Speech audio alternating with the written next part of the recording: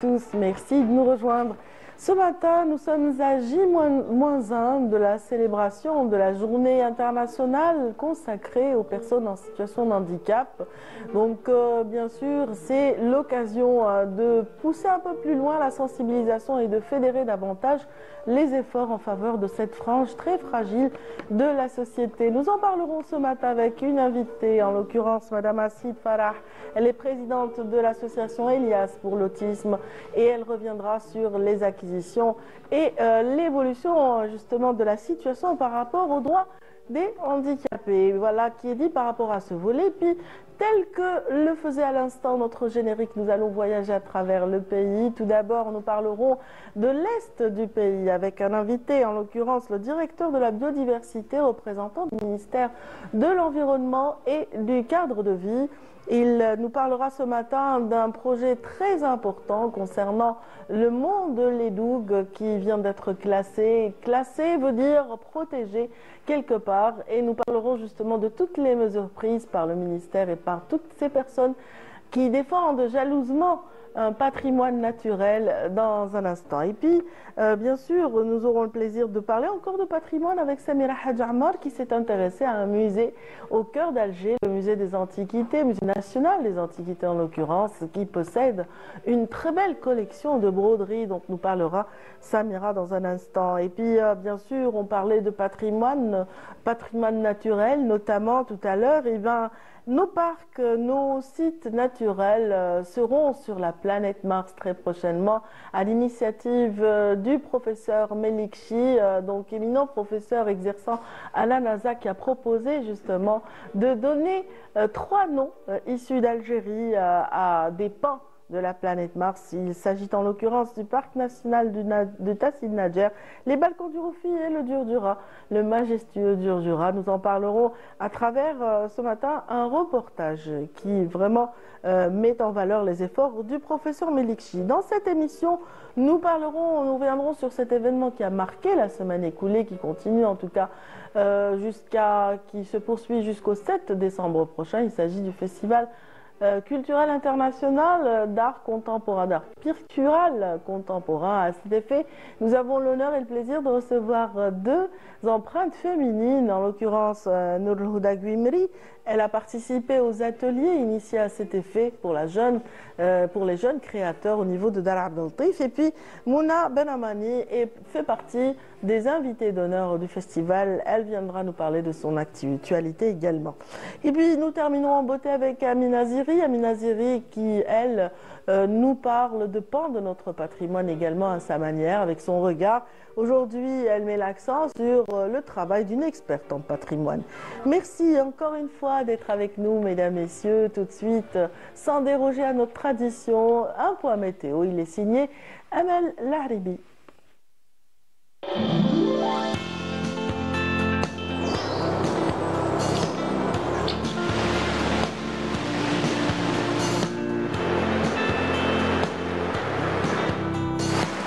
موبيليس تقدم لكم الأحوال الجوية. موبيليس، معا نصنع المستقبل. Bonjour Amel. Bonjour Radia. Je sais que la dernière image de ce billboard vous plaît beaucoup, oui. Celle du parapluie.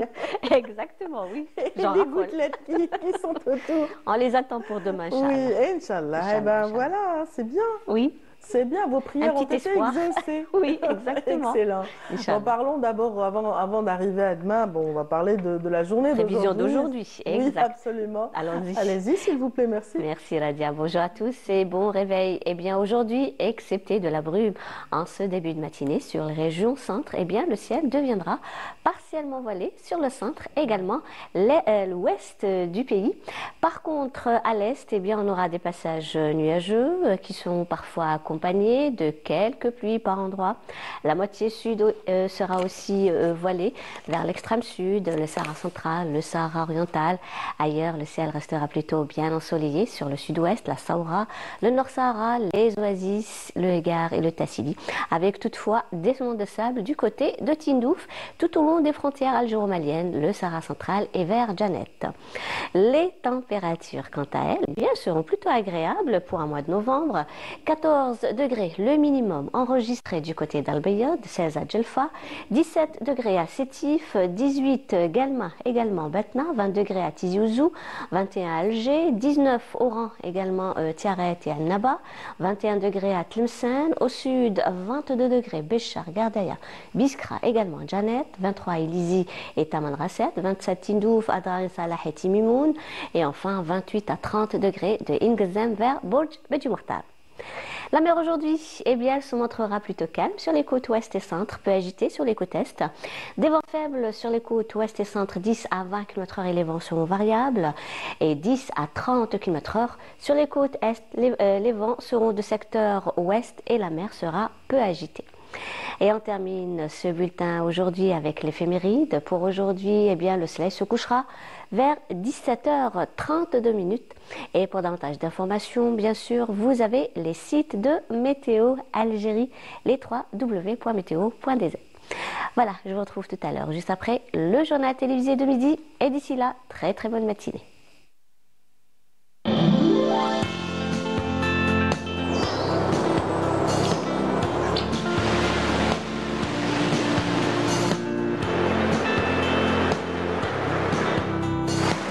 موبيليس قدمت لكم الأحوال الجوية. موبيليس، معا نصنع المستقبل. Merci beaucoup, Amal, moi pour qui toutes vous ces remercie. précisions. Je vous souhaite une excellente journée. Excellente journée. Et Nadia. on accueillera ensemble, Inch'Allah, demain la pluie. Avec Inch'Allah. beaucoup de plaisir. Ah oui, franchement, oui. Merci. En tout cas, c'est tout le bien qu'on souhaite à nos Inch'Allah, agriculteurs notamment et puis à C'est tout le le monde. moment. C'est très bien. En tout cas, restez avec nous, mesdames, messieurs. Tout de suite, une chanson pour débuter notre magazine. Il s'agit du groupe Babylone qui nous interprète tout de suite. Notre premier invité, il s'agit de Raouf Hadj Issa, directeur de la biodiversité au ministère de l'Environnement et du cadre de vie. Bienvenue. De la qualité de vie. De la qualité de vie, j'ai dit cadre de vie, bon, c'est à peu près la même chose, non? Oui, tout à fait. Ça, Oui, c'est on pas peut dire ça. Cadre de vie, je sais. C'est encore mieux, c'est plus précis en tout cas. Vous allez tout de suite nous expliquer en quoi ça consiste. On va essayer, d'accord, On va pas de problème. Pour une première question. D'accord, Voilà. à vous Oui, les- oui, oui, Ok, bien pas de sûr. problème. Bon, merci pour l'invitation. Déjà, le ministère de l'Environnement et de la qualité de la vie, déjà, qualité de vie signifie tout. C'est l'amélioration de la qualité de vie des citoyens. C'est une terminologie qui définit qui définit comment le citoyen devrait éventuellement pouvoir vivre ultérieurement, très prochainement, à savoir avoir tout à sa disposition, un environnement sain, des espaces verts, des lieux de détente, et Voilà. j'en passe et j'en passe. C'est pour améliorer le cadre de vie. Voilà. C'est vrai, et si on améliore le cadre de vie d'un citoyen, on améliore aussi l'avenir d'une société quelque part. Tout à fait. Voilà. Aujourd'hui, si on parle d'environnement, c'est surtout à travers un grand projet initié tout récemment. Enfin, voilà, le ministère en collaboration avec des protecteurs du patrimoine, donc a initié le projet de classement du Mont de l'Edoub, n'est-ce pas? Tout à fait, oui, oui. Et pour vous dire, le classement de Mont de l'Edour, c'est un souhait de la population benoîse qui ne date pas d'hier. Ça fait plus de 100 ans que des tentatives de classement ont été initiées, qui n'ont pas abouti. Et Dieu merci, cela a pu se faire tout récemment grâce à la collaboration de tous. Ministère de l'Environnement et de la qualité de la vie et toutes les autorités locales et également les citoyens. Pourquoi je dis cela? Parce qu'avant, on venait enclasser un site sans le processus participatif. Ça veut dire quoi? On venait et c'était un classement et les gens ne pouvaient pas s'approprier ce classement-là. Ce qui ne pouvait Là, on pas a marcher. inversé un petit peu la On a vapeur. inversé la chose, c'est ce qui a pris beaucoup de temps pour arriver au classement de ce Mont de l'Edour. Je m'explique. Cela est passé par des campagnes de sensibilisation qui se sont faites auprès des citoyens, auprès des personnes qui vivent sur ce site qui devait faire l'objet d'un classement. Pour eux, classement était interdiction. Or que c'est tout à fait le contraire. C'est plutôt contrôle. Voilà, mais pas interdire. Avant, on venait, on arrachait, maintenant, on ne peut plus arracher. C'est pas interdire, c'est protéger. C'est protéger. Tout d'abord. Voilà, non, mais dans la notion, dans la notion des que, gens, voilà. classement, c'est interdire et les gens n'acceptaient pas ce terme-là. Nous avons changé Nous avons essayé d'expliquer à ces citoyens que le classement, c'était une plus-value pour eux. Et donc, ce classement a commencé par des études qui ont été initiées depuis déjà quelques années et qui a abouti au classement. Là, on voit justement des images de cet endroit fabuleux qui est Annaba. Voilà, et qui présente. Là, on est sur le phare de Skikda plutôt. Et ça, c'est un deuxième versant. Donc, Annaba, c'était le point de départ, la genèse du projet. Skikda aussi possède une partie de l'Edoug. Tout à fait. Il y a à peu près il y a la superficie du mont de l'Edour qui a fait l'objet d'un classement est de plus de 71 000 hectares. Donc, pour vous dire que c'est assez conséquent. Nous ne nous sommes pas arrêtés au classement de la partie terrestre, mais aussi la partie marine. C'est un plus. Voilà, il faut dire que nous avons mis en place une stratégie de la biodiversité qui, elle, insiste à aller vers le classement, l'augmentation des superficies de classement de ces zones. Oui, parce que tel que le montre l'image, c'est un mont qui descend vers la mer, et donc c'est un relief qui épouse, voilà, qui épouse un petit peu voilà, la facette maritime de Annaba et de Skikda, et qui possède un chapelet de plages et de criques magnifiques. Tout à fait. Nous avons commencé, si vous permettez, nous avons commencé par la partie d'Annaba, et étant donné que c'est le même service écosystémique, nous nous sommes dit pourquoi pas aller vers la partie de Skikda, et nous avons pu classer ce site-là en 2024. Alors, ce sont des études qui ont été initiées par notre département ministériel, et remis au Wali, que ce soit de Annaba et de Skikda, qui eux ont classé le site par arrêté de Wali. Là, actuellement, nous sommes en phase du classement de toute la superficie par un décret ministériel qui est en cours là actuellement. Voilà. Très bien. Quelles sont les retombées d'un tel projet sur la population locale ? D'abord, les retombées de la population locale, c'est une plus-value. Il faut dire qu'il y a une étude qui a été faite auprès, on va dire, des agriculteurs qui se situent là-bas. Ce sont des petits agriculteurs. Ce sont des petits agriculteurs, mais quand même, il ne faut pas les négliger. Ils ont Bien sûr. Et ils sont à 100% sûrs que cela est positif, sera positif dans le futur proche. Que cela permettra un développement économique.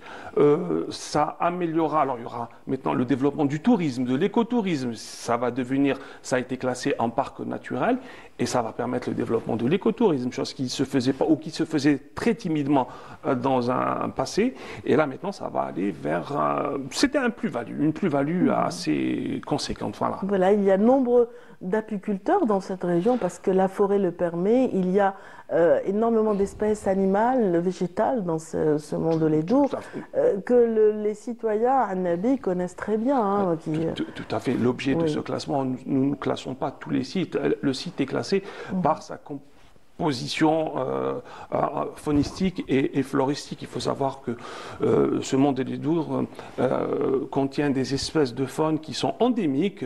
Il y a le triton, c'est comme une salamandre là, qui est là-bas, qui ne vit qui se trouve que sur ce site-là. Si ce site n'est pas préservé, cette espèce-là disparaîtra. Vous avez parlé, il y a des apiculteurs. Effectivement, il n'y a pas que des apiculteurs. Il y a des apiculteurs et il y a des petites, on va dire, entreprises. Ce n'est pas des entreprises, ce sont des dames qui travaillent dans les huiles essentielles, dans les huiles de lentilles. Oui. Ces dames-là, conscientes de l'importance que pourraient jouer ces dames dans un futur. Qu'est-ce que nous avons fait? Nous les avons organisées en coopérative, et donc là maintenant, il y a des coopératives qui travaillent et qui ont créé de l'emploi dans ces zones-là. Et c'est vraiment, je vous invite à aller les visiter. Et elles sont très contentes du projet et elles sont très contentes du rendement actuel de leurs petites entreprises. Voilà, ça va asseoir les notions de durabilité dans cette région, n'est-ce pas, monsieur? Tout à fait, tout à fait. Avant, pourquoi je vous dis tout à fait, avant il y avait une cueillette qui se faisait de façon anarchique, une utilisation de la ressource biologique qui se faisait de façon anarchique par mauvaise connaissance. Nous leur avons inculqué grâce à une série de formations sur le comment cueillir le produit de façon durable, et donc ce qui a permis maintenant, alors il y a des dames qui sont passées, je vais vous donner un petit exemple, d'une quantité de 20 litres d'huile de lentilles à pratiquement 400 litres annuellement, pourquoi? Parce que là maintenant, la cueillette se fait de façon bien contrôlée, et voilà. Étudier de manière à préserver une partie de la forêt, j'imagine. Tout à fait. Voilà, choisir par secteur peut-être. Voilà, les plantes sont d'une grande vertu dans cette région, les plantes médicinales. Et ça aussi, ça a permis l'existence de petits artisans qui sont très précieux pour la région. Tout à fait, tout à fait. Je pourrais même rajouter que ces dames-là, ce sont des femmes qui ont été créées en coopérative. Elles ont bénéficié non seulement d'un programme de renforcement de capacité, mais également, je pourrais dire, elles ont été dotées de tous les moyens pour leur permettre de travailler correctement. Ben, c'est excellent. En tout cas, il y a eu un très beau reportage qui a été réalisé par Canal Algérie autour de ces femmes qui s'intéressent entre autres aux huiles essentielles, à ces plantes aromatiques dans la région du mont de l'Edour. Donc désormais, c'est une zone protégée. Autant vous le disiez pour la forêt, le mont, que par rapport au versant maritime. Donc qu'est-ce que ça apportera au côté maritime, justement, cette protection ? C'est le renouvellement de la ressource maritime. Il faut dire qu'il y a une surexploitation de cette ressource, fait qu'on trouve de moins en moins de produits. Et là maintenant, le fait de préserver cet espace-là, ça permettra à cette ressource vivante sur ce site-là de se renouveler et bien évidemment migrer ailleurs, et c'est un plus pour les futurs pêcheurs. Je voudrais rajouter, si vous permettez aussi, on parlait tout à l'heure, je vous ai parlé de l'écotourisme, on voit des pratiques sur ces sites de plus en plus se faire. Ce sont tout ce qui est la randonnée, tout ce qui est le bivouacage, tout ce qui est maintenant des parapentes. Ce sont des associations qui exploite ce site-là. Là maintenant, cela dans un futur proche ne pourra que se développer et de façon durable. Et c'est un plus. Nous sommes actuellement, en tant que secteur de l'environnement... Les sportifs adorent cette partie de Annaba et de cette partie de Annaba, voilà. Depuis toujours, il y a eu aussi des centres qui ont été justement construits au début de l'indépendance en faveur des personnes asthmatiques dans cette région. C'est dire que l'air y est pur, ça mérite vraiment protection et préservation. Voilà. Effectivement. Je voulais rajouter une chose, si vous permettez, c'est qu'actuellement, nous allons créer un sentier sous-marin. Bon, un sentier sous-marin, mais qui ne va pas s'arrêter uniquement au niveau de la partie marine, mais qui va prendre en charge toute la partie terrestre. C'est pour la sensibilisation et l'éducation environnement de nos jeunes enfants. Très bien, ça profitera aux générations futures voilà. Qui pourront jouir de cet endroit qui est fabuleux, qui est propice à la pratique de différentes différentes pratiques touristiques, sportives et j'en passe, donc écologiques, comme vous le disiez. Et donc voilà, bravo et félicitations à tous ces citoyens et citoyennes qui se sont mobilisés pour la préservation de leur site naturel. Donc ils sont de Annaba, ils se reconnaîtront, et chapeau bas pour vous tous. Et j'espère que ce type d'initiative citoyenne se renouvellera dans différentes régions du pays. Tout à fait, nous allons le faire. Là, actuellement, nous sommes en phase du classement du massif de Colo aussi. C'est une autre partie. Non, de Colo, ce Kikda.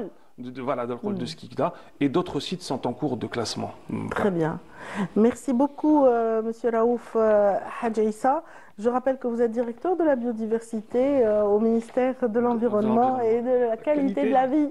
Voilà. J'ai bien rectifié. Merci à vous. Ce fut très intéressant de parler de ce grand projet. Et bon vent pour tous ceux qui y travaillent encore. Tout à fait. Et un grand merci à tous ceux qui ont participé à... Merci infiniment. Et donc, sans plus tarder, je vous invite tous à suivre le reportage annoncé tout au début de l'émission qui parlera aussi des sites naturels algériens, mais différemment.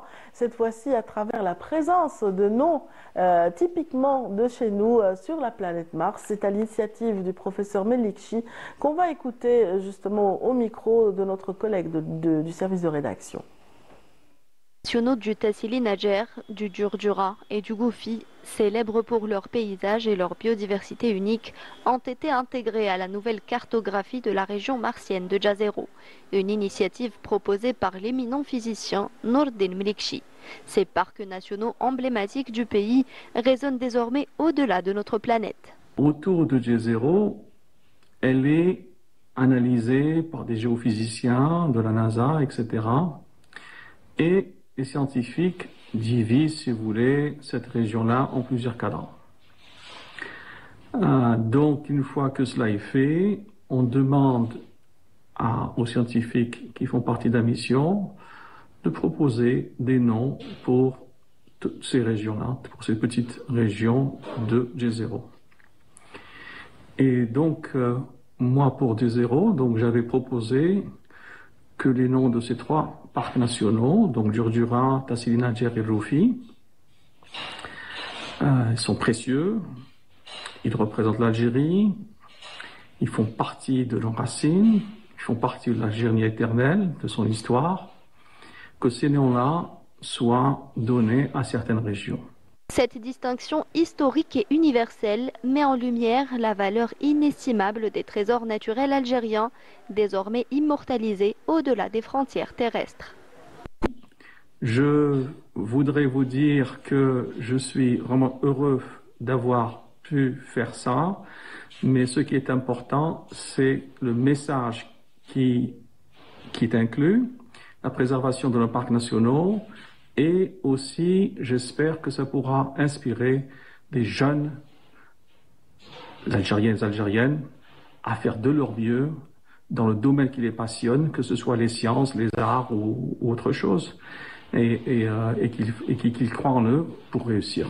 Ce moment historique souligne l'importance de préserver les paysages et la biodiversité en Algérie et invite chaque citoyen, en Algérie comme ailleurs, à redécouvrir ces joyaux naturels et à les protéger pour les générations futures. Voilà, qui est une bonne chose pour notre patrimoine. Samira, bonjour. Bonjour. Bienvenue. Ça va? Merci beaucoup. Moi, je suis ravie. Allez, dans quelques années, on va prendre une navette. Une navette spatiale, on va s'installer là-bas, on va se dire, ça c'est notre Djurdjura, on y est. Moi je préfère aller à Tamas, toi Janet. Oui, on a déjà de fabuleux paysages lunaires là-bas. Fabuleux, des vestiges, des gravures rupestres. Donc les premiers chefs-d'œuvre de l'humanité.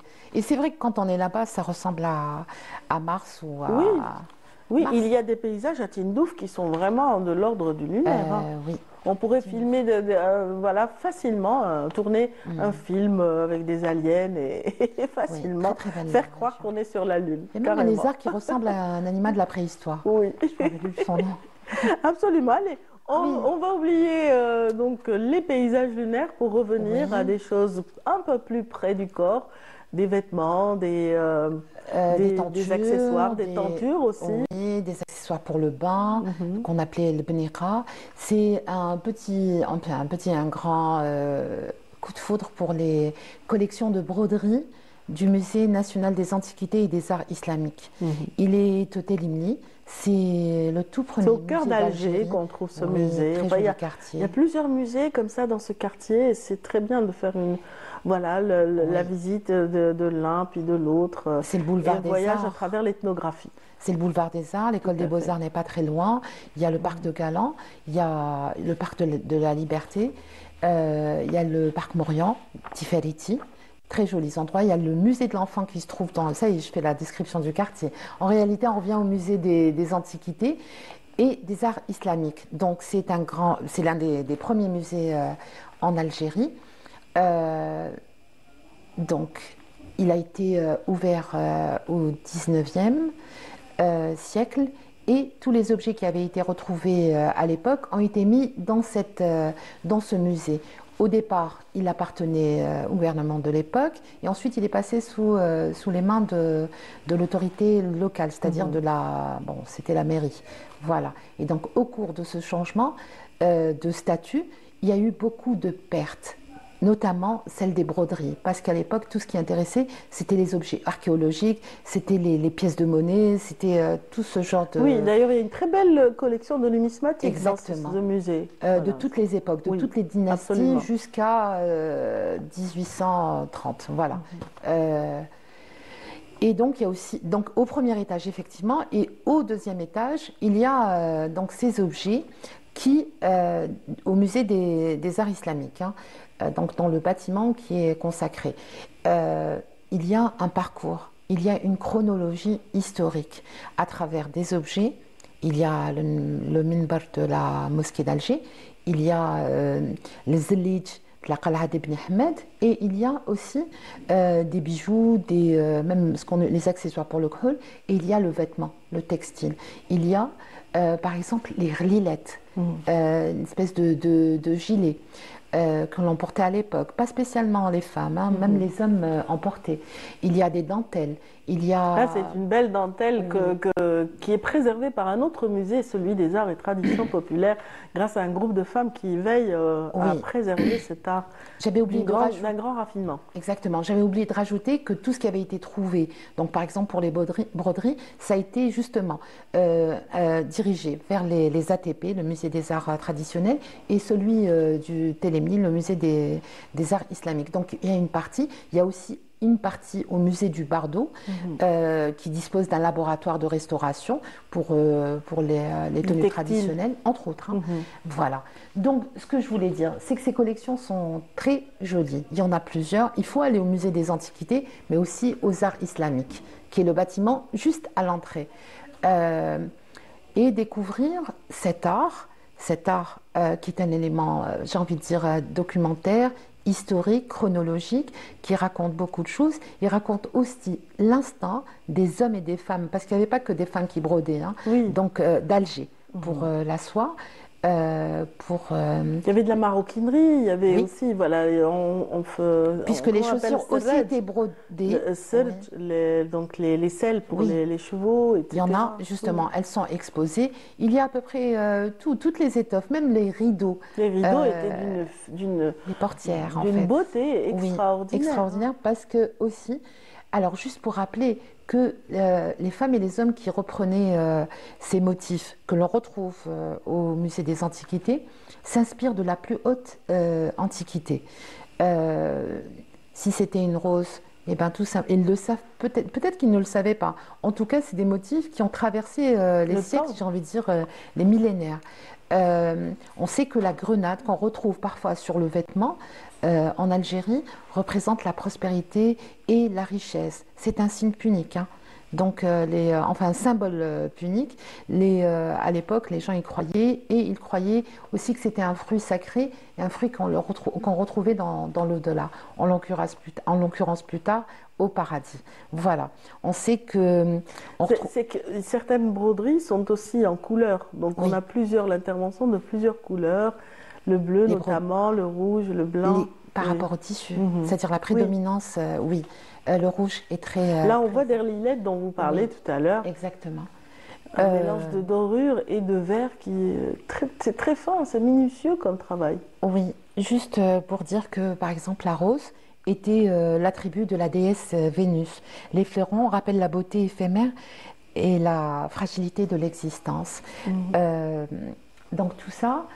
ça a une histoire, ça a une chronologie.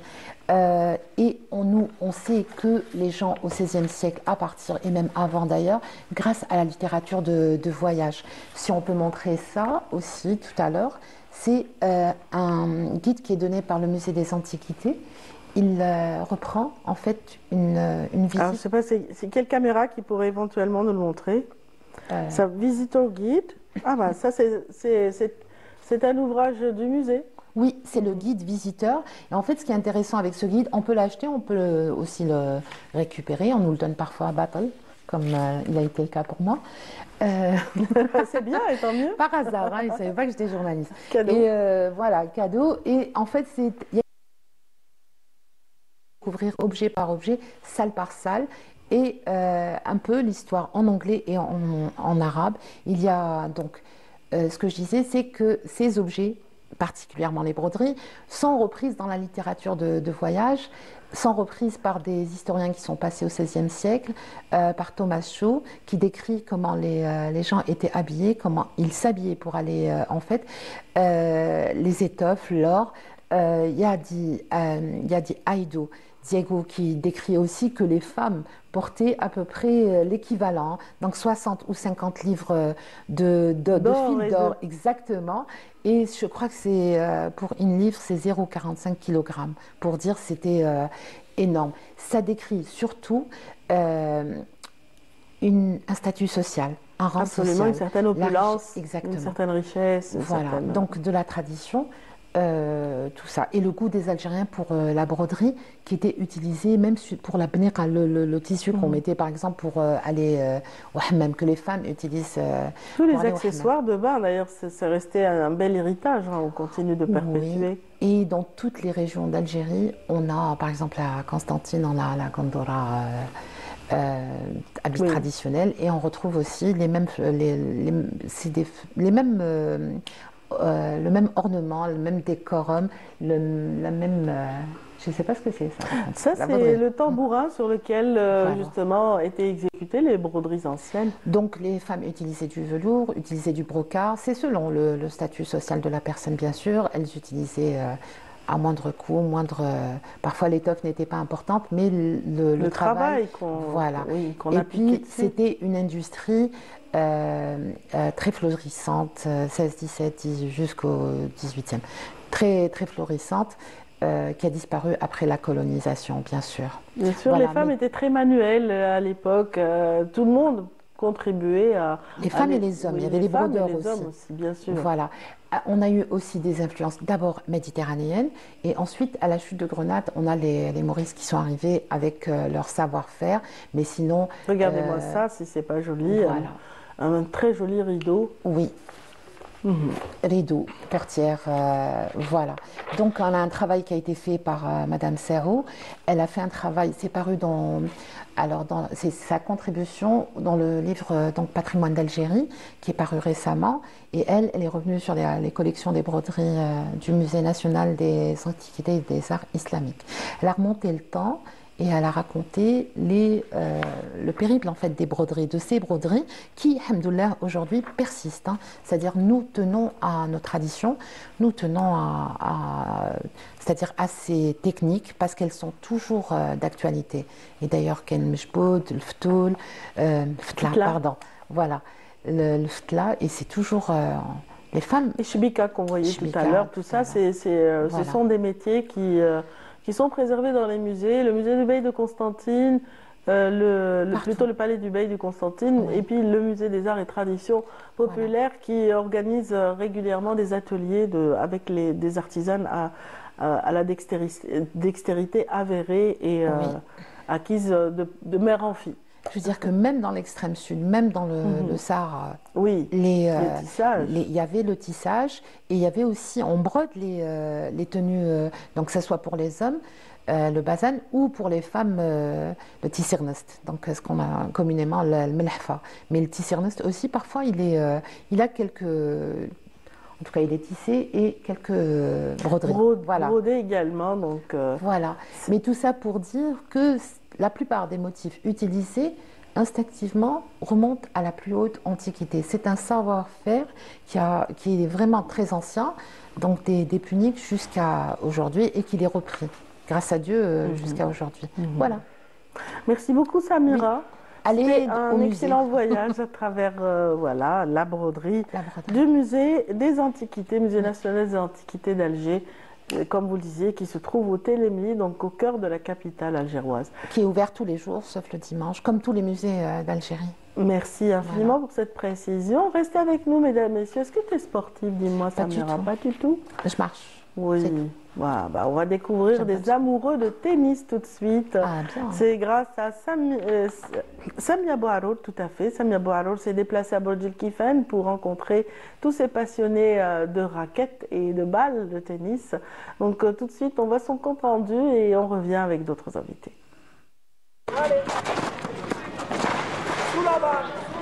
C'est dans ce cadre agréable que ces passionnés du tennis, dont le nombre a atteint les 180, pratiquent leur sport favori.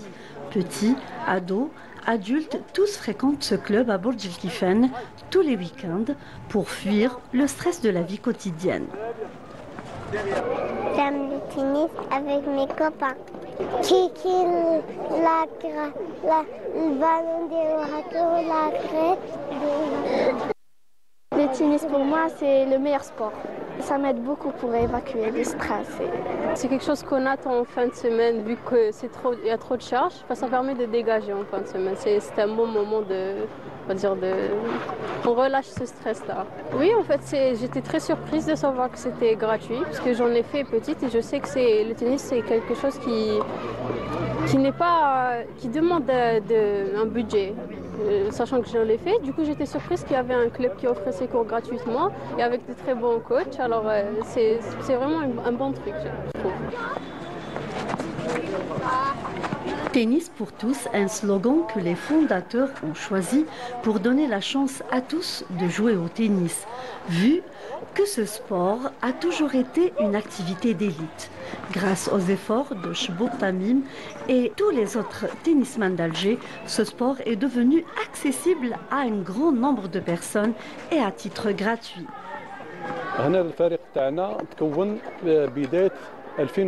Notre club a été créé en 2020 grâce à l'aide des autorités locales. Cela fait 4 ans déjà qu'on fait le bonheur de tous les athlètes. J'étais agréablement surprise, sachant que c'est un club étatique. J'ai trouvé qu'il y a quand même un accompagnement, une prise en charge à la hauteur. Dès le premier jour, mon fils professionnel. On voit toujours c'est un sport de riche. On dit toujours ça. Et là, ma surprise, et on trouve un club qui offre ça gratuitement. Avec parce que les chefnaهم qui offrent ça gratuitement, c'est des anciens et c'est des élites ou qui offrent aussi la possibilité à la jeunesse, je le cite, على كل حال اللي راهم حاكمين باديس كريم etc j'en cite les coachs, mais ce qu'ils offrent à la jeunesse, c'est des champions, Riyad etc qui nous a accueillis, la communication, le savoir parler et surtout l'éthique. Ou tu fais au milieu d'un terrain les قديم avec peu de moyens, بصح شوفي هذيك la gratuité ça m'a tellement touché que حبيت je m'engage. Les athlètes ici sont coachés par des professionnels dans cette discipline. Chaque coach s'occupe d'une catégorie bien précise selon l'âge. À l'exemple de Fatah Jama et Majid Zitouni, des anciens tennisman qui travaillent à titre bénévole et avec beaucoup d'enthousiasme et de ferveur. Je suis un coach de tennis de spécialité avec les gosses de l'âge entre 9 ans et 10 ans. C'est l'âge le plus important dans le tennis parce que c'est à cet âge qu'on peut évoluer, avoir plus de capacité d'avoir des champions plus tard. Je suis venu ici et je tiens le club des vétérans. Ce ne sont que des vétérans, ce ne sont pas des joueurs performants qui vont faire Ils peuvent faire des tournois s'ils veulent, ce n'est pas un problème. Mais il y a beaucoup de travail. Il y a des ingénieurs, il y a des toubibs, il y a des étudiants. Et ils se défoulent tant bien que mal, voilà, tout simplement. Et ils s'amusent. Ce sport de raquette garde toujours son importance. Sa pratique peut commencer dès l'enfance et qui pourra durer longtemps et très longtemps, car c'est un sport qui peut être pratiqué à tout âge. Profitez-en alors. On dit bien que voilà, un corps sain, c'est une bonne santé qui s'annonce pour chacun.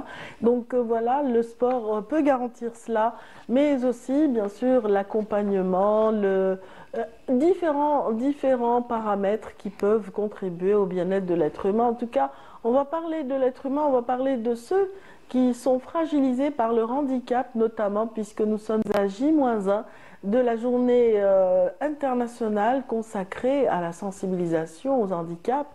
Et aujourd'hui, nous avons le plaisir d'en parler avec une invitée qu'on aime bien dans Bonjour d'Algérie, Madame Farah Hassid. Bienvenue. Bonjour. on est ravis de vous retrouver encore une fois pour parler justement de cette frange très particulière de la société qu'il faut absolument défendre, aider à acquérir tous les droits qui lui sont dus. Et puis bien sûr, votre association œuvre essentiellement depuis pas mal d'années à la protection des droits des autistes, puisque c'est l'association Elias pour l'autisme que vous présidez. On est ravis de vous avoir. Ça va? C'est moi qui suis ravie. Merci pour l'invitation. Merci à vous d'être là. Merci à vous de nous permettre de sonder l'évolution. L'évolution ne serait-ce qu'au niveau de la législation, au niveau de l'accompagnement de cette frange de la société, de l'accompagnement en termes d'acquisition de ses droits. Absolument, tout à fait. La législation, c'est la base en fait, c'est la base de tout. On commence par les textes, ensuite on passe à l'application. Il faut dire que nous avions une bonne loi, la loi 0209, c'est la loi qui protège les personnes en situation de handicap, et c'est la loi en vigueur en ce moment, qui d'ailleurs malheureusement n'a pas pu être appliquée en totalité. D'accord. Donc, mais maintenant, quand même, 22 ans après, il était temps de mettre à jour, de revoir ces textes, de revoir les les textes, approfondir, justement de les approfondir, de faire en sorte qu'elles soient un petit peu plus modernes, et c'est tombé avec justement les prérogatives du président de la République qui a mis le handicap comme ses priorités, et c'est ce qui a été fait à la rentrée sociale, comme nous l'avons déjà dit. Donc ça a été le premier projet de loi qui a été mis sur la table des députés à l'APN. Très bien. Je me rappelle, l'année dernière, vous aviez, vous, en tant que collectif défenseur des droits des handicapés, vous aviez déposé un plaidoyer. Justement, vous aviez été écouté par les membres de l'APN déjà l'année dernière. Exactement. Nous sommes un collectif constitué de tous les handicaps confondus. On voit l'article justement dont vous parliez à l'instant. Voilà, donc c'est la loi en vigueur. Donc nous sommes un collectif d'associations, toutes associations confondues, tout handicap confondu. C'est le collectif algérien des associations pour le handicap, les maladies chroniques et rares. Et donc vous avez donc les trois handicaps connus qu'on retrouve justement dans cette loi, qui sont le handicap moteur, le handicap sensoriel pour les non-voyants et les non-entendants, et puis vous avez le handicap intellectuel. Donc nous nous sommes constitués en collectif national. C'est une première, hein. La société civile s'est très bien organisée, et d'ailleurs nous avons préparé un plaidoyer je parle au nom de toutes les associations, de qualité. Tous les membres du collectif algérien. Voilà, de qualité. Nous avons fait appel à des experts, et nous avons même eu la chance de présenter notre plaidoyer sur PowerPoint à l'Assemblée populaire au mois d'octobre, ce mois d'octobre. Donc nous avons montré que la société civile maintenant avait un certain niveau, qu'elle maîtrisait le sujet, qu'elle pouvait apporter un plus à la société et à notre pays. Et émettre aussi des critiques lorsqu'il y a des insuffisances. Exactement. Bon, nous étions là pour ça. Bon, je ne sais pas, mais pour ce qui est du projet de loi qui a été proposé, ce n'est qu'un projet, hein, c'est un texte qui a été proposé. Quand on l'a eu entre les mains, nous avons été un petit peu surpris du titre déjà, parce que là c'est important de sensibiliser. Il a été appelé projet de loi pour la protection des personnes à besoins spécifiques. Il se trouve que les besoins spécifiques englobent toutes les catégories vulnérables de la société. Et on les retrouve dans la Constitution algérienne. Dans l'article 72 de la Constitution algérienne, il est question que l'État prenne en charge et protège toutes les catégories vulnérables de la société, et ces catégories vulnérables sont les personnes à besoins spécifiques, c'est-à-dire que ce sont les personnes qui sont dans le besoin, les personnes âgées, les personnes... Non, il y a de tout, je veux dire, il n'y a pas le handicap. Il n'y a pas que le handicap. Le handicap fait partie des deux. Donc, mettre l'accent sur oui, puisque la loi concerne les personnes handicapées, puisqu'il y a eu aussi un projet de loi concernant les personnes âgées, et pourtant ils peuvent faire partie du handicap. Mais quand on parle de handicap, il faut appeler la loi pour protection des personnes en situation de handicap. Donc déjà, c'était notre première remarque. Et puis, il y a eu d'autres choses sur lesquelles on insiste, comme des points qui faisaient partie du programme du président de la République, qui nous ont beaucoup plu. Voilà. Donc, on a fait la remarque. On aimerait vraiment que ça soit concrétisé. Il y a eu la transformation numérique qui a été oubliée dans le projet de loi, alors que vraiment, c'est le sujet. C'est un élément facilitateur pour l'inclusion des personnes handicapées dans leur travail ou dans leurs études. Et puis il y a eu autre chose, c'était l'inclusion scolaire. Les AVS, les accompagnements même à domicile ont été complètement omis. Donc oui, les auxiliaires de vie. Vous imaginez bien, c'est notre cheval de bataille. J'imagine, oui. Donc ce sont ce type de remarques que nous avions fait. Et bon, à notre grande dame, elles n'ont pas été prises en considération par la commission en charge. Donc ils ont fait sortir un rapport qui va être étudié d'ailleurs demain. Demain, ils vont remettre la question de ce projet de loi à l'étude.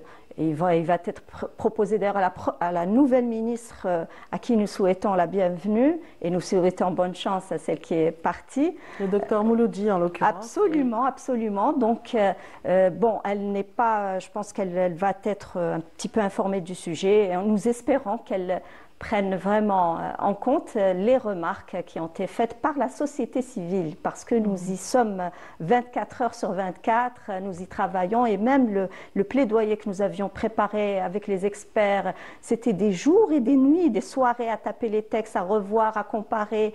Nous avons fait une étude de forme, de fond, de technique, donc c'était un travail colossal.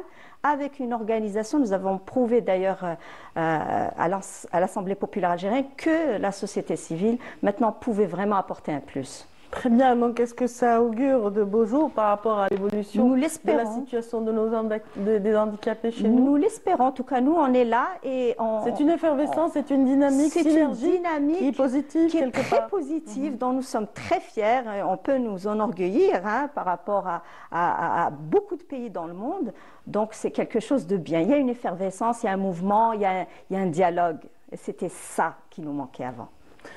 Farah Hassid, merci infiniment pour cette participation. Occasion pour vous justement d'intervenir à l'occasion de la journée mondiale de sensibilisation autour de l'handicap. Et donc nous avons été ravis de vous recevoir en qualité de présidente de l'association, de la fondation Elias plutôt, donc pour les autistes. Merci infiniment. Merci. Passez une excellente journée. Également. Et puis vous aimez l'art? Ah, bien sûr, je viens de ce milieu. Excellent.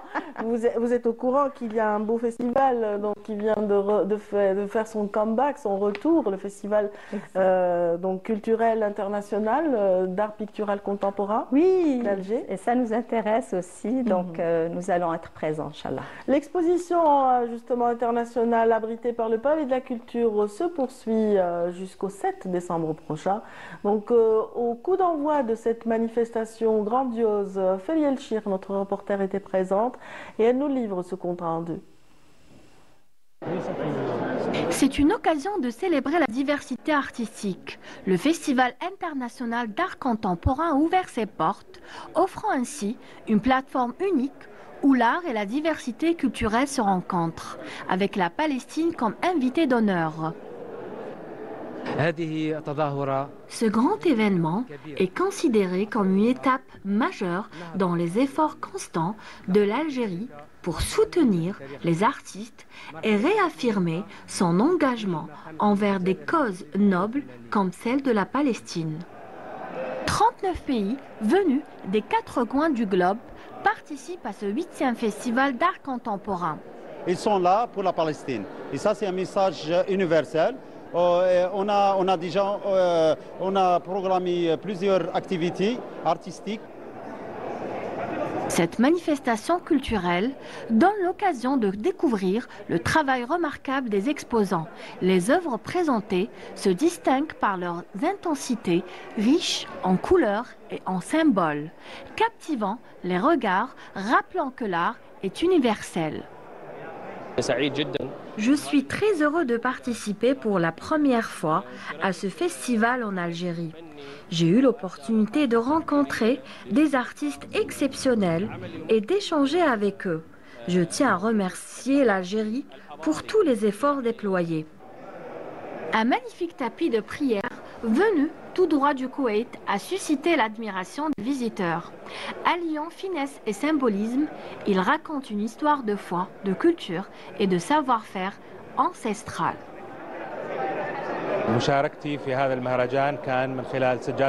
Je participe à ce festival avec ce tapis de prière.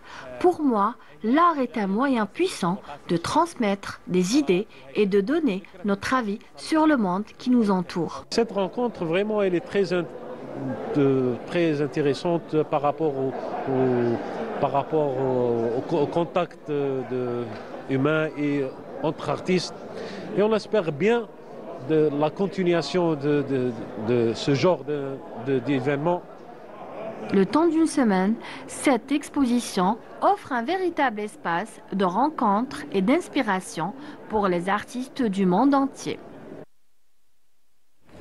Effectivement, ils étaient 70 à prendre part à cette grande manifestation. 39 pays représentés avec, bien sûr, à leur tête, comme pays d'honneur, la Palestine, comme le disait Farid Chir à l'instant. Bien sûr, le festival a ouvert les portes aux artistes de tous bords, comme le disait notre journaliste, mais également a permis les retrouvailles, des grandes retrouvailles de la famille artistique. Des artistes ont été conviés indépendamment des participants à l'exposition, à l'instar de Mouna Banamani, ici présente. Bienvenue. Merci. Ça va, Mouna?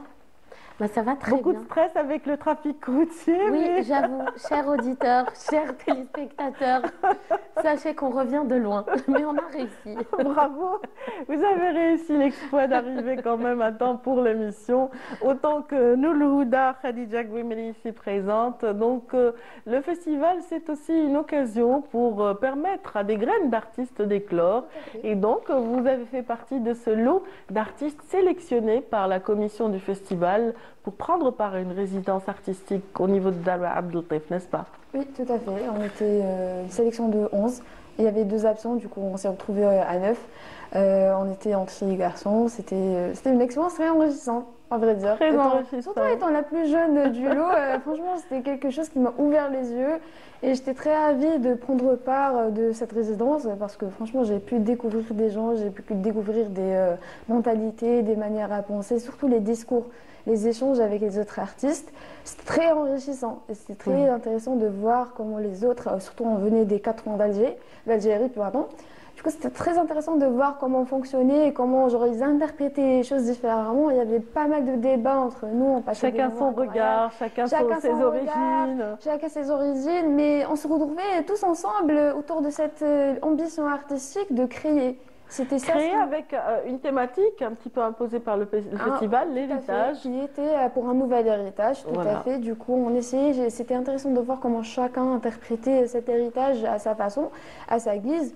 Et c'était inspirant aussi de se retrouver au milieu de ces artistes-là, des artistes qui sont vraiment des gens sympas, qui sont bienveillants envers surtout les plus jeunes comme ça. Absolument. Je dirais que c'était vraiment une expérience enrichissante qui marquera les gens pour la vie, en tout cas. Mouna, vous aussi, vous est arrivé souvent d'avoir ce regard dans le rétroviseur, dans votre parcours. Je citerai à titre d'exemple, vous qui êtes pluridisciplinaire, vous avez marqué les esprits par une réflexion autour de Omar Getlatou à New York, par exemple, un nom algérien comme ça qui arrive, qui débarque dans une galerie prestigieuse. Oui, absolument. Bon, je n'étais pas la seule, on était une sélection d'artistes algériens, notamment Adel Bentounsi, Mounir Gouri, Mourad Krinah. On était une sélection d'Algériens. C'était un travail de curation par la critique d'art Natacha Marie Lawrence, qui a fait donc un travail de recherche et de critique sur Omar Getlatou et qui a créé une rencontre plastique, une rencontre d'artistes visuels aussi autour de ce travail de Omar Getlatou. Et puis oui, ça nous a permis de nous retrouver tous à New York, à la Wallach Art Gallery de la prestigieuse Université de Columbia. Voilà, donc Mouna, donc, que pensez-vous de cet événement qui revient après une éclipse de 8 ans, donc l'IFCA, donc en l'occurrence? Oui. Bah déjà, moi j'étais très heureuse de voir que c'est Hamza Bounoua qui est donc le commissaire d'exposition, parce que quand je le voyais plus jeune, je me disais, ah, je veux être comme lui quand je serai grande. Et je suis donc très honorée que ça soit lui qui m'invite. J'ai toujours trouvé que c'était quelqu'un de très pertinent dans les arts visuels. Puis j'imagine que son expérience aussi au Moyen-Orient, puis son expérience au monde aussi, son rapport au monde, il a une approche de l'industrie des arts et des industries créatives en général très professionnelle. Puis c'est un artiste plasticien fantastique aussi. Voilà, qui a une vision qui se protège aussi, qui se projette et non pas protège. Mais c'est bien de se protéger aussi. Oui, absolument, absolument. Mais en tout cas, se projeter, c'est très bien aussi pour l'avenir des générations futures. Absolument. On voit l'engouement de Nolhouda ici présente et son ambition aussi de voir son art apprécié, etc. Elle est designer également. Oui. Et elle a été ravie, n'est-ce pas? Oui, voilà, tout à fait, parce que moi, je suis de revenir un petit peu au manuel. Au manuel surtout, et surtout que moi je suis de formation designer, même si je faisais de la peinture, mais j'étais pas vraiment impliquée. Je prenais ça comme une partie de plaisir, comme me dissocier un peu de ce côté très formel du design. Du coup, c'était un plaisir de reprendre cette passion-là, et surtout que je l'ai appris en autodidacte, même si j'ai fait les beaux-arts, mais j'ai pas fait la peinture. Et c'était intéressant surtout d'apprendre comment démarcher la chose en tant que designer et en tant que peintre. C'est ce que j'essaie de faire avec mes travaux, même si c'était une tentative un peu timide. Moi, je le juge un peu timide, mais c'était intéressant de présenter ça au public et de voir leurs réactions et de leur expliquer comment j'ai démarché la chose. Voilà, c'est un diptyque que vous avez présenté au niveau de Dara un diptyque pas très détaché, on dira. Pas très détaché, qui dépasse un peu la limite dimensionnelle de la toile. C'était ça l'idée derrière, c'était d'intégrer, de ne pas oublier mon côté des designs et d'intégrer un peu l'espace dans cette peinture, enfin de ce diptyque. Absolument, avec bien sûr ce graphisme, un tissage voilà, qui parcourt la toile et qui relie les deux. On a le tangible et l'intangible parce que c'est en effet c'est de la mixed media, mais généralement quand on dit mixed media, on s'attend à des éléments tangibles qu'on touche, qu'on peut voir, mais moi j'ai utilisé la lumière et l'ombre. On voit avec votre œuvre là, pour qu'on comprenne. Mais on ne peut pas voir la partie intéressante qui est l'ombre parce que moi j'ai joué avec parce que là vous cachez les ombres qui sont parce que je fais partie de mon œuvre. Absolument. Et voilà, c'était très intéressant de manier l'espace comme je manie la peinture parce que l'ombre à un moment donné il s'efface, il devient un trait et ça se dessine. Du coup j'ai dessiné avec l'ombre. C'est ça le côté intéressant. Comment j'ai pu intégrer ça. Et puis le fil en lui-même est dans ce côté interactif au tableau. À chaque fois qu'on passe, avec une petite brise d'air, voilà, ça bouge un peu. On a l'impression qu'on contribue à cette œuvre-là, comme dans l'espace, on contribue à l'espace. Même si on le conçoit, genre nous les designers, on participe à la conception de A à Z, mais les utilisateurs participent à cette conception-là, directement, indirectement. Et vous avez face à vous quelqu'un justement qui pense à ces notions d'espace et d'intégration des éléments dans les espaces. Le corps notamment fait partie de vos préoccupations plastiques. À un moment donné, voilà, vous faites intervenir ce corps à votre guise, à votre manière, avec bien sûr des questionnements un peu plus profonds, un petit peu comme le faisait Nolhouda. Absolument, la corporalité, oui, mais pour faire écho à ce que disait Nolhouda, à un moment dans notre travail aussi, la lumière et l'ombre, ça devient des médiums. Et puis, c'est intéressant de les intégrer comme médiums et puis de jouer avec, puis de les faire parler. Donc, ça me plaît ce que tu dis. Absolument, c'est très intéressant. C'est un travail de recherche mené aux ateliers sauvages chez Wassila Tamzali. Et ça s'appelait Chronique d'une déchirure. Donc c'était vraiment un travail de relief, de superposition, de quelque chose comme sculptural qui tournait autour du papier. Voilà. Absolument, absolument. Vous avez aussi été sélectionné en 2017 par Sciences Po Paris pour un programme autour des femmes et l'avenir et de leur avenir en Méditerranée, n'est-ce pas? Oui, c'est vrai. C'est aussi, vous avez été loin dans les recherches. C'était aussi une très belle manière aussi de voir l'intervention de l'art dans la société, son impact dans la société, dans le politique aussi. Oui. Moi, j'ai adoré cette expérience, d'abord parce que c'est Sciences Po Paris et c'est comme un rêve, mais j'ai surtout adoré cette expérience parce que c'est inattendu de retrouver une artiste visuelle dans un parcours de sciences politiques, alors que les arts y ont tout à fait leur place, parce que c'est un acte politique en lui-même, et c'est important aussi d'utiliser ou de prendre les arts comme un outil politique, ou d'essayer de déconstruire une pratique artistique selon un contexte historique, politique. Bon, ça a été une excellente expérience, prestigieuse. Et puis moi, ça m'a permis aussi de rencontrer d'autres femmes du bassin méditerranéen fantastiques qui excellent chacune dans son domaine. Donc c'était africaine également, en 2022, à travers une autre expérience, car vous avez été finaliste à la 3e édition du concours d'art international Emerging Painting Invitational Prize. Voilà, oui. C'était à Cape Town, donc. C'était à Cape Town, oui. Je crois que plus j'avance, plus j'ai envie d'appartenir à quelque chose qui me tient à cœur. Donc, c'est important pour moi d'être reconnue sur une terre d'où je viens. Donc, ici, c'était un concours d'art qui reliait des artistes africains. Pour moi, c'était important d'avoir cette distinction et qu'elle soit attribuée par mon continent.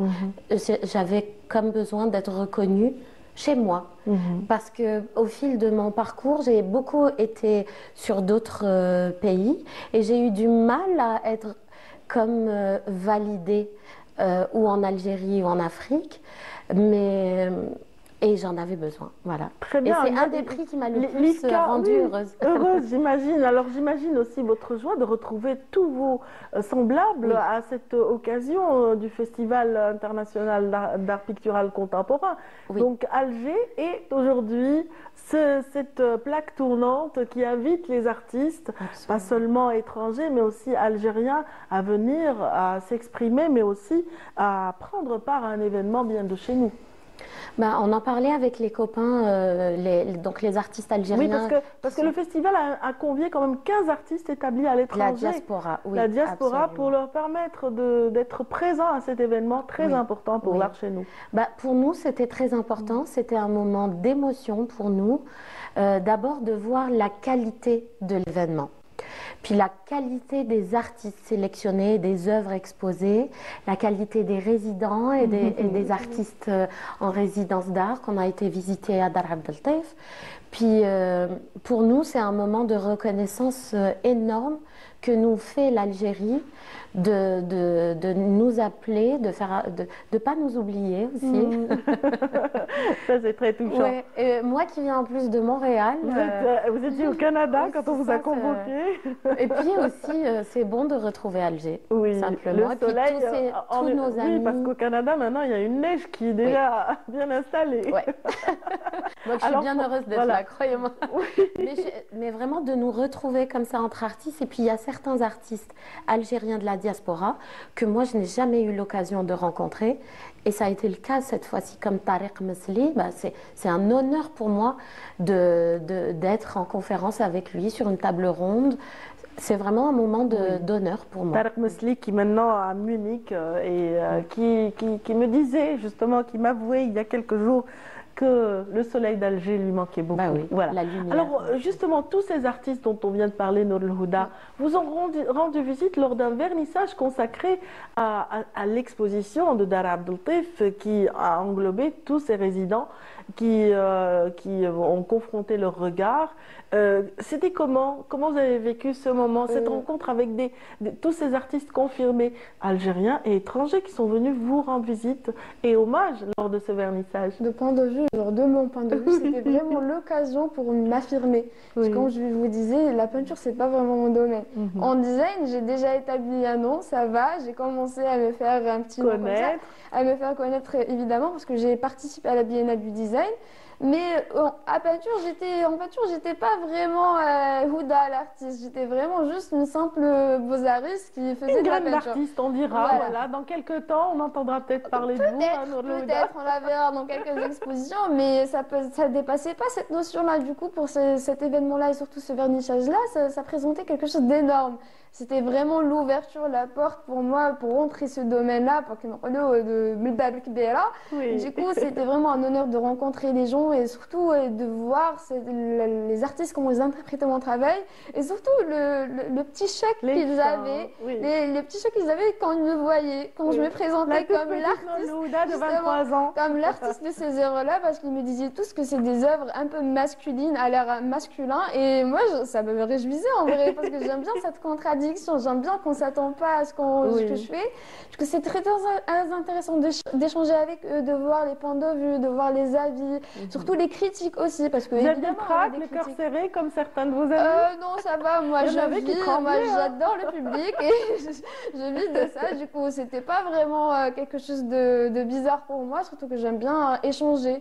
J'aime bien vraiment apprendre et reconnaître de nouvelles personnes. Du coup, franchement, c'était c'était très intéressant comme expérience humaine, j'imagine. En tout cas, vous avez été magnifique ce matin. On a été ravis de vous recevoir.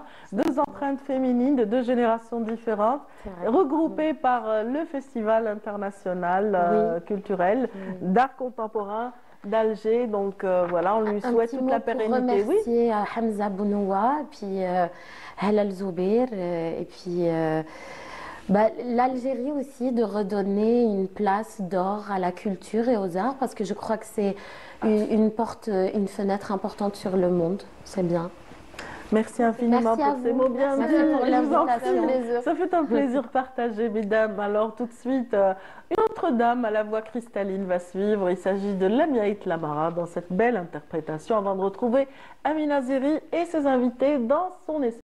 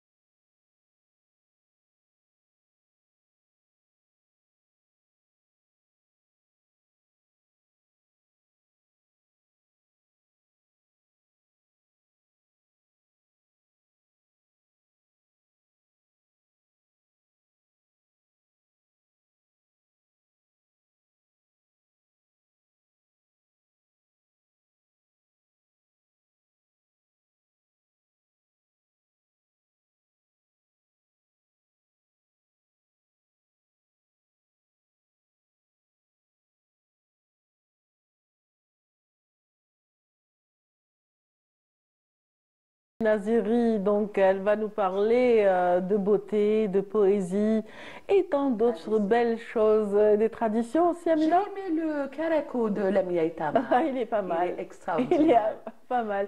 Bonjour Amina, ça va? Ça va? Très bien. صباحك برباحك. ايه و100 وردة في مراحك وخليني ندير لك الفال ليك وحدك. الوغ يقول لك الدنيا ساعات تفرحك وساعات تبكيك والحمد لله وحدها تزهيك. شوفي العظمة. Vive la vie, merci beaucoup. On dit juste un petit bonjour avant d'avoir quelques images pour démarrer cette émission. Bonjour à votre invité. Mon invité, c'est Madame Khadija Hamdoun Maza, qui nous invite ce matin à un voyage à travers la belle parole, à travers la poésie, à travers le bouqalet. Qu'elle a écrit elle-même, qu'elle a écrit elle-même, Madame Khadija, ou سمتهم الخديوجات. الخديوجات, c'est tout de suite après ceci.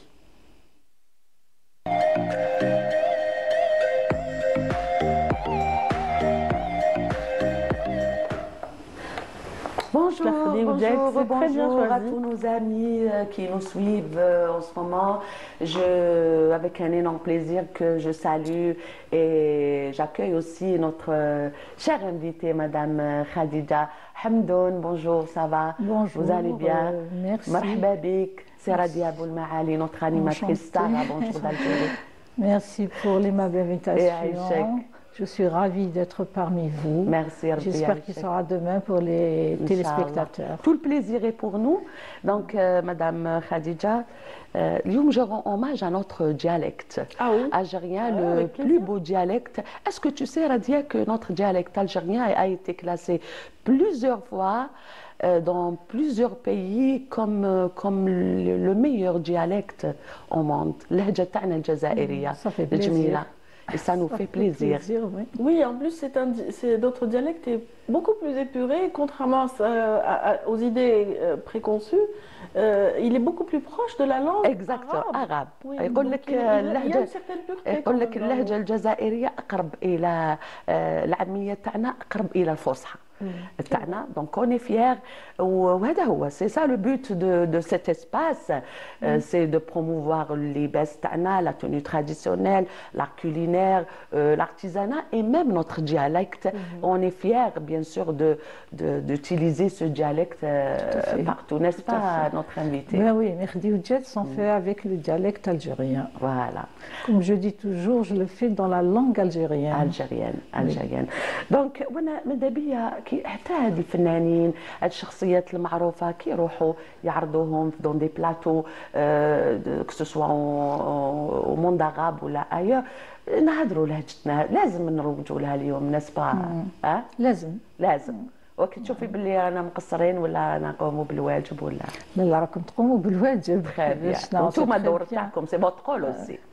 Donc, Madame Khadija, il s'agit de Madame Hamdoun Khadija, elle est poétesse, elle écrit en langue française et elle vient de publier un recueil de poésie intitulé L'Khadioujat. Donc, c'est un intitulé L'autre facette, mais vous êtes aussi, moi je préfère parler d'abord de bouqalet, je préfère. C'est de belles bouqalettes que vous avez écrit vous-même. تردينا شويه الايامات زمان ماناش في رمضان بصح معليش l'authenticité elle existe tout au long de l'année. وهي normalement بقالات. البقالات c'était pas que في رمضان, c'est les femmes se regrouper dès qu'elles avaient un peu la nostalgie de leurs époux partis en guerre ou partis en voyage. Exactement. C'est un moyen de communication.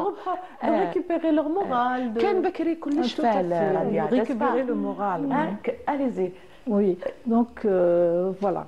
Si on commence pour le khadioujat, je vais d'abord commencer une pour l'Algérie. تفضلي.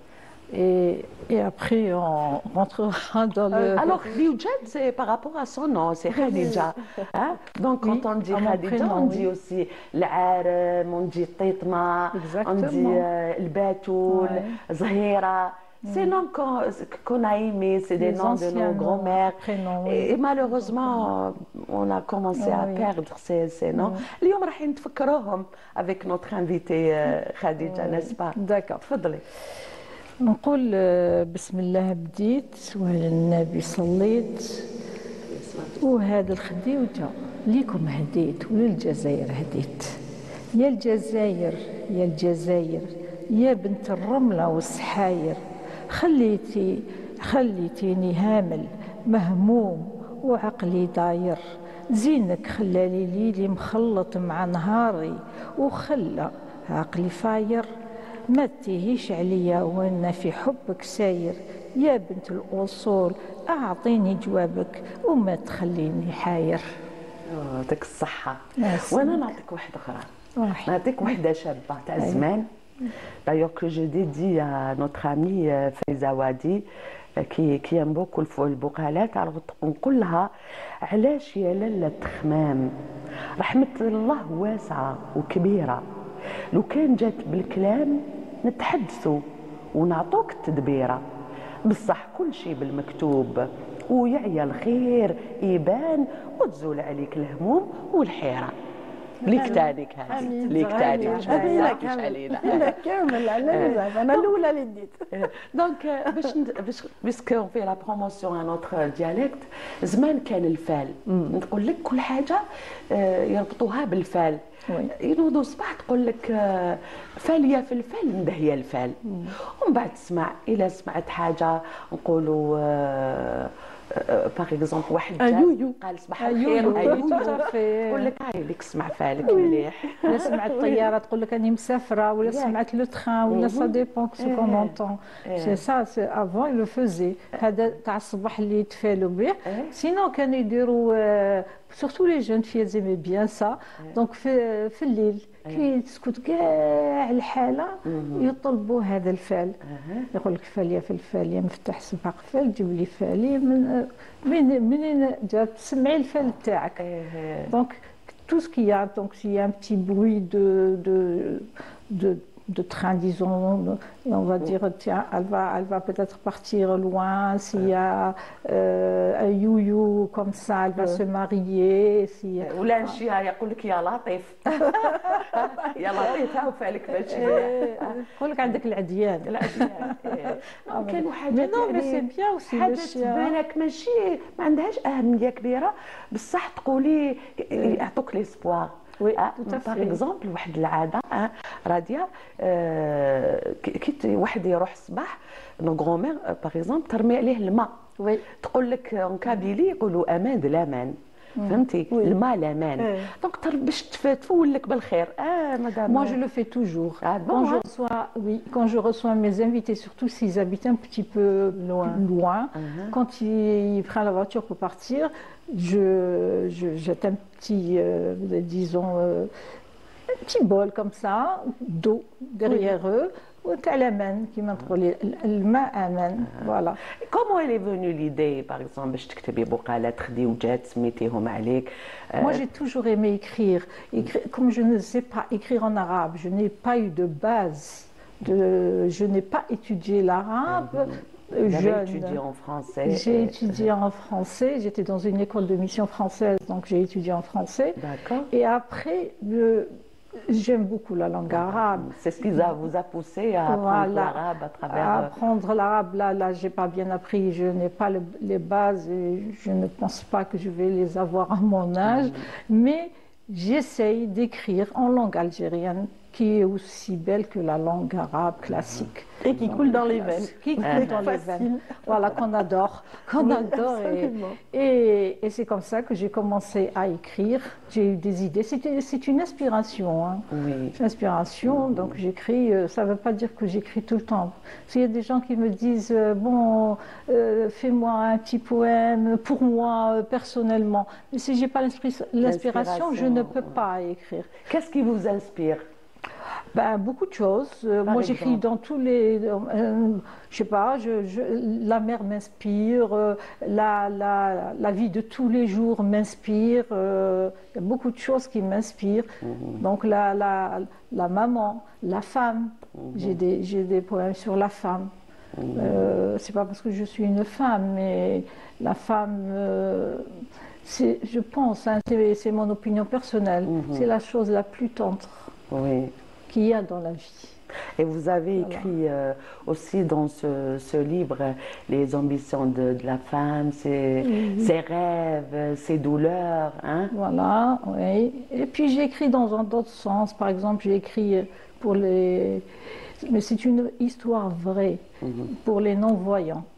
Non-voyants, mais là j'avais connu une jeune fille, qui est jeune fille maintenant, mais je l'ai connue bébé. Et sa maman... bien qu'elle voyait que sa fille ne voyait pas, ne voulait pas l'admettre. Et donc on est partis ensemble, on a vu des médecins et tout ça, ils ont dit que la petite était non-voyante. Et cette fille a grandi, a étudié, elle était rejetée par ses copains et ses copines, c'est normal, les enfants sont cruels, attention, ils rejettent l'anomalie. Et après, quand elle a grandi, elle devait passer son bac, dans une ville algérienne. Elle a été vraiment rejetée dans le lycée parce qu'elle a intégré ce lycée, je crois que c'était en 2e année. Et elle a été rejetée. Donc elle a vu, sa maman a voulu qu'elle voie une psychologue. Donc elle a vu cette psychologue, elle lui a dit comment tu fais pour étudier? Tu es dans une classe normale. Donc le professeur, Elle a dit je retiens tout dans ma tête. Et j'écris quand j'arrive à la maison, je reprends tout. Cette psychologue, qui est très humaine, elle lui a acheté un téléphone et elle lui a dit fais des enregistrements. Et quand tu vas à la maison, ça sera plus facile pour toi pour rédiger tes leçons. C'est ce qu'elle a fait. Et je vais vous dire, elle a eu son bac avec 16 de moyenne. Et là, elle est à la fac, elle fait langue. J'ai écrit un poème par rapport à elle. Donc on peut écouter un extrait de ce poème, si vous permettez bien sûr, un Radia. Et je te conseille aussi. Une belle leçon de vie. Vraiment. Exactement, c'est un sujet très très important. Donc moi je conseille à tous nos amis, les amoureux de la littérature, de lire ce beau livre, l'autre facette, que je propose aussi à Radia de montrer et de lire aussi. Donc l'autre facette. Je lis. Allez-y, madame. Sans vue, sans lumière ni amour, privé de la lueur du jour, je me laisse guider par les sens qui nous entourent. Ma vie, plongée dans une pénombre continue, cherche des couleurs dans le noir absolu. Tâtonnant de tous côtés, se faisant des repères, je trébuche dans le sombre que j'essaye de parfaire. Par le toucher de mes doigts, je retrouve ma vue perdue. Par mon ouïe, j'entends les sons d'un silence interrompu. Mon monde différent me fait apprécier la vie autrement. Bien que cette vie soit dure, je la déjoue de son raisonnement. Volontaire, décidée à jamais me taire, je la défie quotidiennement. De son mauvais rôle qu'elle nous impose souvent, je la détrône. Par ma soif de vivre et mon acharnement à conquérir l'hexagone, se résigner, se lamenter, pleurer son sort est un tort. Il faut prendre sa revanche et rester fort. J'ai la chair de poule. Oui, mais c'est très émouvant. Et pourtant, c'est moi qui l'ai écrit. Parce que c'est du vécu. C'est du vécu. C'est la réalité. Et c'est très touchant. Exactement. En tout cas, si elle nous regarde ce matin, chapeau, bravo. Bravo. Fayrouz. C'est ce qui nous manque, c'est l'insania. Parce que parfois, on voit des gens qui sont, c'est des génies. Il faut juste leur donner les moyens. Tendre la main. Tendre la main surtout. Les moyens. Après, on parle des moyens. Il faut croire en leur courage, leur capacité. Donc, on termine. Moi, je préfère terminer avec le khdioujet. D'accord. Si vous permettez. Bon, moi, je dis déjà au revoir à ceux qui nous ont suivis ce matin et on va se délecter d'une belle khdiouja. Merci beaucoup, Amina. Merci à toi. Merci à ton invité. Merci d'être venue. Merci. Et à Aïchek. Merci. Je vous remercie pour l'invitation. Puis je fais un petit coucou à mes petits-enfants et à mes enfants et toute la famille. Et on salue aussi Madame Dr Belhadj qui nous suit en ce moment. Dr Belhadj, oui. Voilà, donc on termine avec une belle khdiouja. Les plus beaux. khdiouja تاع la technologie. Allez-y madame. Bon, je vais vous dire comme ça. Une, بسم الله بديت على النبي صليت وهذا الخديوجة لكم هديت. لو كان ما خوفي من مواليك نديرك في قفص الذهب ونغلق